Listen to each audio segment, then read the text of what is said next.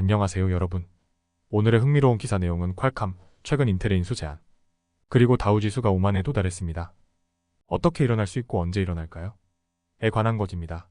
우선 좋아요 버튼을 누르고 채널 구독 및 알림 설정도 잊지 마세요. 여러분의 관심과 지지가 저희에게 큰 힘이 됩니다. 첫 영상은 퀄컴이 인텔을 인수하려는 제안에 관한 월스트리트 저널 기사를 바탕으로 내용을 쉽게 설명해 드리려고 합니다. 이번 주제는 기술업계에서 아주 큰 뉴스인데요.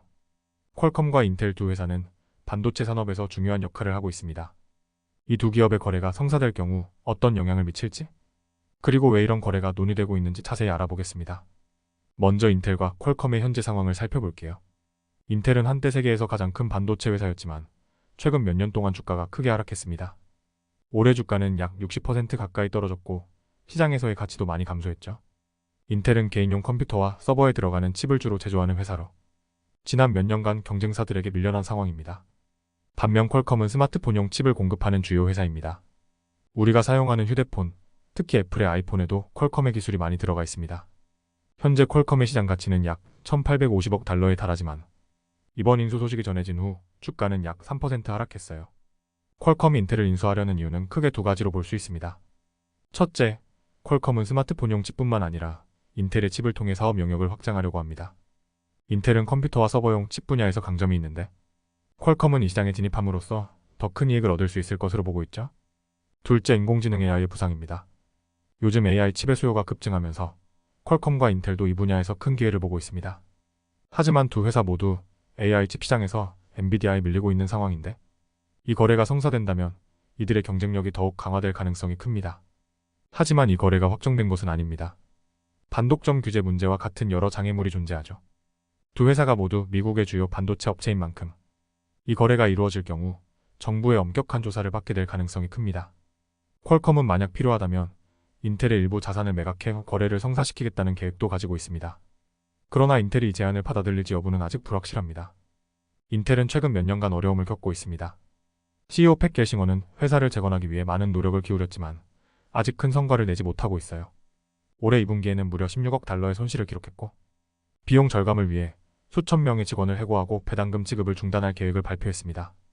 특히나 인텔은 최근 몇 달 동안 대규모의 구조조정을 진행 중입니다. 공장 프로젝트를 중단하거나 연기하고 다른 나라에서 진행 중인 제조 계획도 보류하는 등의 조치를 취하고 있어요.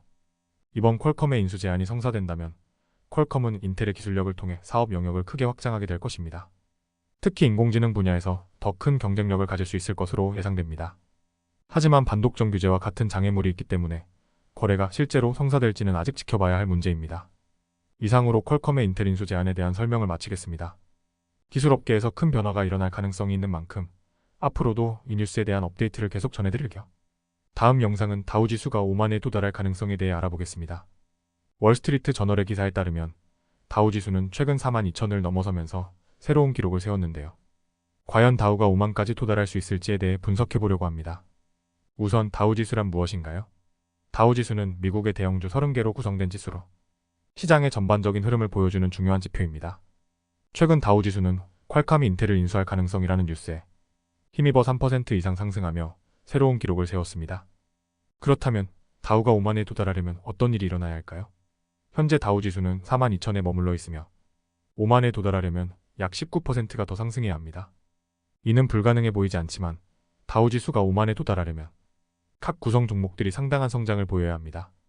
예를 들어 다우에서 가장 큰 비중을 차지하는 유나이티드 헬스는 주당 687달러에 도달해야 하고 인텔은 25달러보다 조금 더 높은 가격으로 거래되어야 합니다.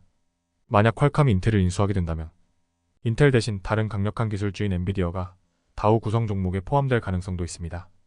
하지만 모든 주식이 똑같이 성장하는 것은 아닙니다. 올해만 보더라도 월르마트와 어메리컨 익스프레스는 각각 40% 이상 상승한 반면 나이키는 25% 하락했습니다. 즉, 다우지수의 성장에는 큰 승자와 패자가 동시에 존재할 수 있다는 뜻입니다. 여기서 중요한 질문은 다우지수가 5만에 도달하는 시점이 언제일까입니다. 분석가들은 다우가 현재 수익 추정치의 약 18배로 거래되고 있으며 향후 몇 년간 이익이 계속 성장한다면 다우가 2026년 어느 시점에 5만에 도달할 수 있다고 예측하고 있습니다. 결론적으로 다우지수가 5만에 도달하는 것은 현실적으로 가능할 수 있지만 이를 위해선 각 주식들의 꾸준한 성장과 시장의 전반적인 긍정적인 흐름이 뒷받침되어야 합니다. 다우가 5만을 넘는 날 우리는 또 한 번 새로운 기록을 맞이할 수 있을 것입니다. 오늘은 여기까지입니다. 다음 영상에서 더 유익하고 흥미로운 내용으로 찾아뵙겠습니다. 이 영상은 투자 의견이 아닙니다. 매우 감사합니다.